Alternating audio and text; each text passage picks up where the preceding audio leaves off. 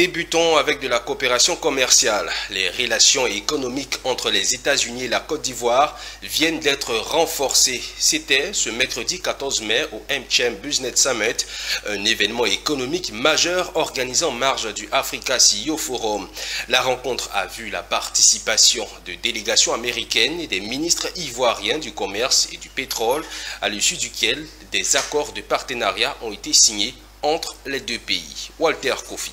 Un accord conclu pour la construction d'une nouvelle raffinerie, un autre scellé entre Petrosi et Valco Énergie et un partenariat qui existe désormais entre la Chambre de commerce de Côte d'Ivoire et celle des États-Unis.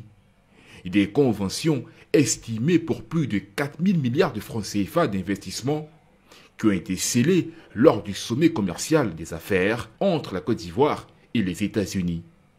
L'événement a été marqué par la présence du ministre du Commerce, de l'Industrie et de la Promotion des PME, Souleymane Diarra et Koulibaly Sandafoa, en charge du pétrole, des mines et de l'énergie. Honorables invités, mesdames et messieurs, le partenariat entre nos deux pays constitue un levier pour renforcer la compétitivité de nos deux économies face à la polycrise due au choc multiforme.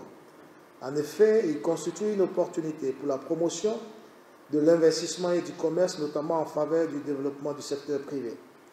En apportant des innovations majeures, ce partenariat représente un puissant levier pour développer 4 domaines prioritaires, à savoir les infrastructures économiques, l'industrie, l'agriculture, l'économie numérique, tout en relevant le défi important.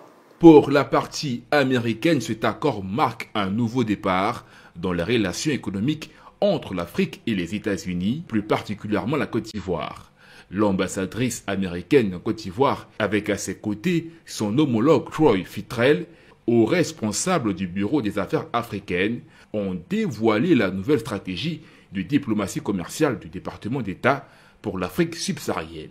Ils ont souligné l'engagement des États-Unis à élargir les opportunités économiques et la prospérité partagée. Notre mission ici est de vous soutenir, vous, le secteur privé, afin que vous puissiez faire ce que vous faites de mieux, créer, innover, construire, établir ces ponts entre les États-Unis et la Côte d'Ivoire, ainsi qu'avec tous les pays représentés ici. En choisissant de venir à Abidjan, Troy a fait de ce moment historique son propre choix. Il aurait pu choisir d'aller dans n'importe quel autre pays à travers l'Afrique.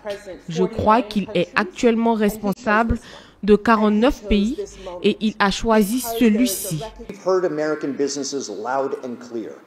Les ressources du gouvernement américain sont souvent trop lentes, trop fragmentées et trop silencieuses pour rivaliser efficacement avec des concurrents mondiaux comme la Chine et la Russie.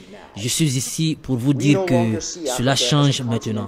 Nous ne considérons plus l'Afrique comme un continent ayant besoin d'aide humanitaire, mais comme un partenaire commercial capable. Le commerce, pas l'aide. Ce slogan que nous avons vu circuler depuis des années est désormais véritablement notre politique pour l'Afrique. Un changement que vous avez, je le sais, pressenti depuis longtemps et que je m'engage à renforcer. Rappelons que cet événement économique majeur entre la Côte d'Ivoire et les États-Unis a été organisé en marge du Africa CEO Forum et dans le cadre de la visite officielle du haut responsable du Bureau des affaires africaines. L'événement meublé de panels et de conférences a rassemblé des chefs d'entreprise, des décideurs politiques et acteurs du monde privé qui ensemble vont mener des réflexions sur les enjeux économiques entre les États-Unis et l'Afrique.